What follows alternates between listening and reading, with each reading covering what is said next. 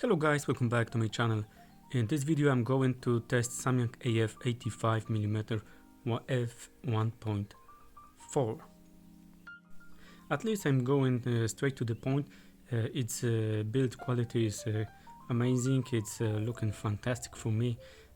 Big glass in front of the lens, as you can see. It's also weather sealed, as you can see. On the mount, it's of course for E-mount for Sony, and at the beginning I'm going to check sharpness of this lens at f1.4. It's a little bit soft, it's getting better when you go higher with your aperture. f2 it's at f2.8, it's also very nice.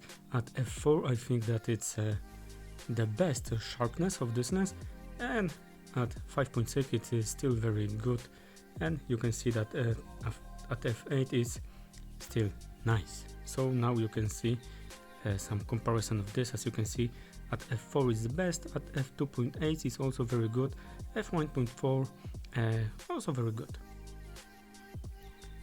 Okay, minimum focus distance is 90 centimeters, so at this distance it's not the sharpest lens, but it's still okay. It's a little bit soft in here, as you can see, but at the same time you can get a very nice bokeh in the background.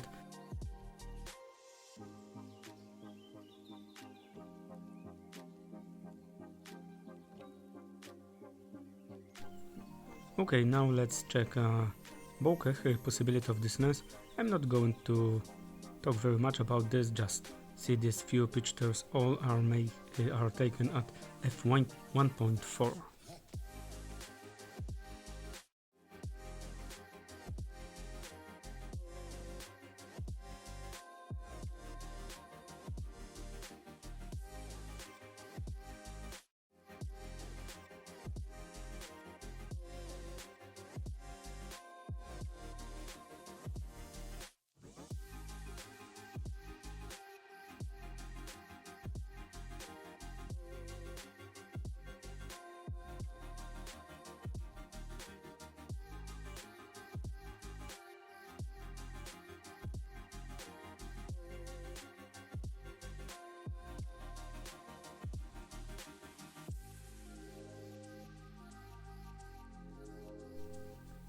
Now I've got something that I think that can be interesting for you, the comparison of bokeh balls for this lens. So also now just see how it looks like.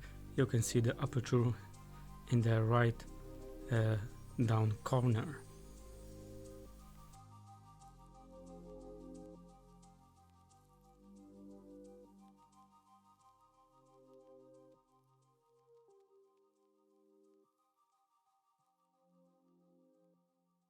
As you can see, at f2.8 it's still looking very good, and of course when you are going higher with your aperture, it's going to more, it's not so soft and not so roundy as when you have 1.4, for example. So that, I think that it's obvious for you, so that's how it looks like.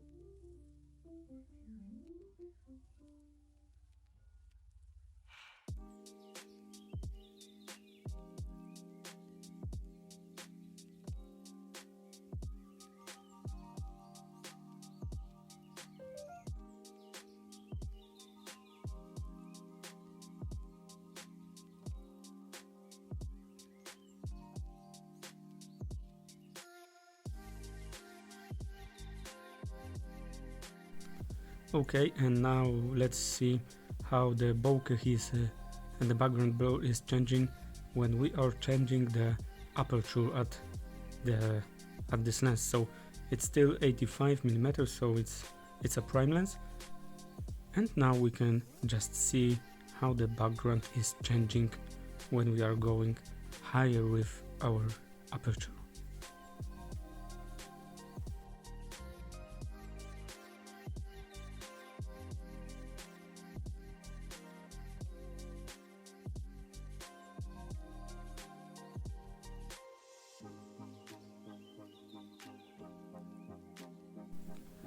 Okay, if we talk about distortion and vignetting, I like the real life examples. So now it's now off camera correction. Now it's you are going to see on camera correction.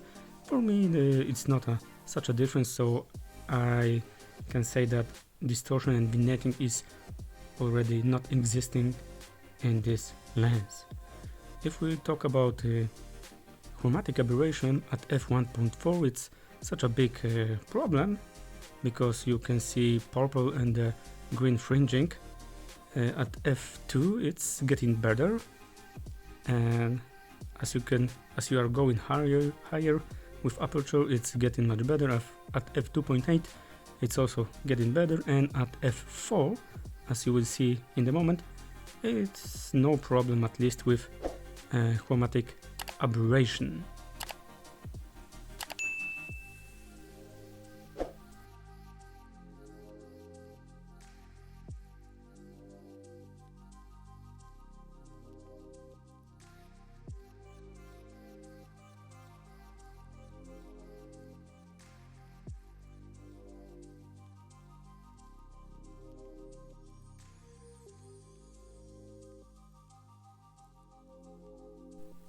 Flares, I think that are quite good controlled in this lens, but at least I chose this lens because it has a little bit of these flares, and I think it can be useful in portrait photography. So for me it's a good thing, but I don't know, for you it can be something bad. Okay, and now about autofocus a little bit. For me it's a very good autofocus. I had no problems with this for the time I was using it, but the one thing is that it's quite noisy. So now you are going to hear how it's sound when the autofocus is working.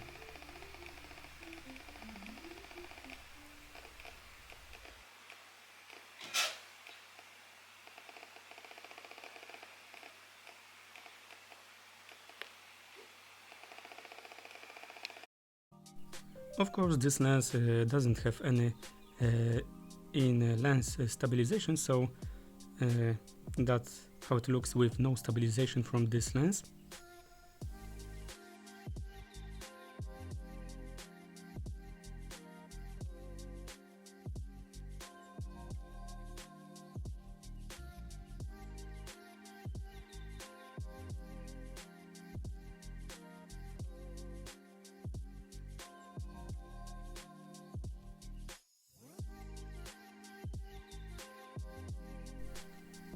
This is after stabilizing it with catalyst browsed, which is a firmware in my Sony ZV-E10.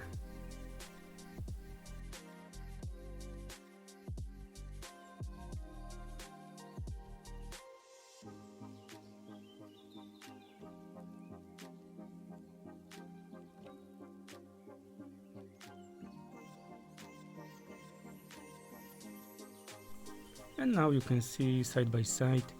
On the left side no stabilization, on the right side it's a footage stabilized with catalyst browse. It's also about 10% crop, so you have to mind it when you are going to use it.